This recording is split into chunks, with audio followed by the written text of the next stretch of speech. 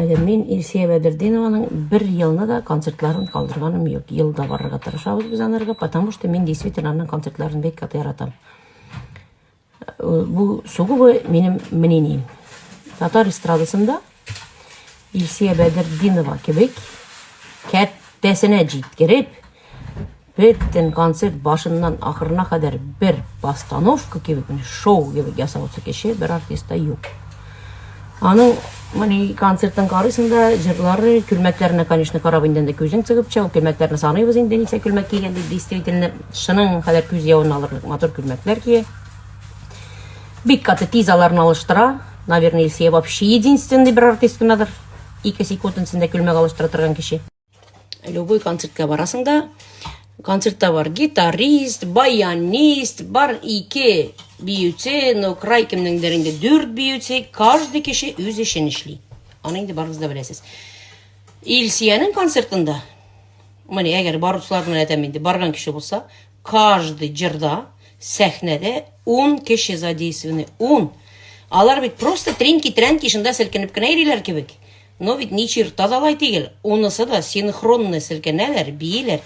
Анда баянисткана да юк, танцоргана да юк. Шул кешелер барысы да каждый жырда задействованы, каждый жыр бір постановка. Бу ведь неимоверный, шының қадар зор труд. Ол тегі артист жырлы да беккәді жеңел деп ойлайсыздар касы беребіз, наверное. Жырларға бітің же, мен де жырлым, міне цығы басам да жырлым, без проблем. Но жырлаған да әтен бет 10 кеше бір сәхнеде ішлеу, наверное, ол беккәді большой труд. Мен сәтімеден беген Димитровградқа концерт көйірге бара, ызан-ызан күлмәклер, анда ақ жеңе шынды зор рукавасы ақ күлмәгі де бар еді. Алла, мен әтем ерте Димитровградта концерт, шул концертқа қадар шул күлмәктеріне кемгіне жуып тағыратқа кете екен деп әлі қайғырып та отырдық. Потому что алар бетінде бар да, с иголочки чип-чиста матур күлмәклер, аларында ятып тауынылар, бейутселерін әстеген әшләме, но каждый концертта ол костюмнар бетінде превосходном виде должны быть.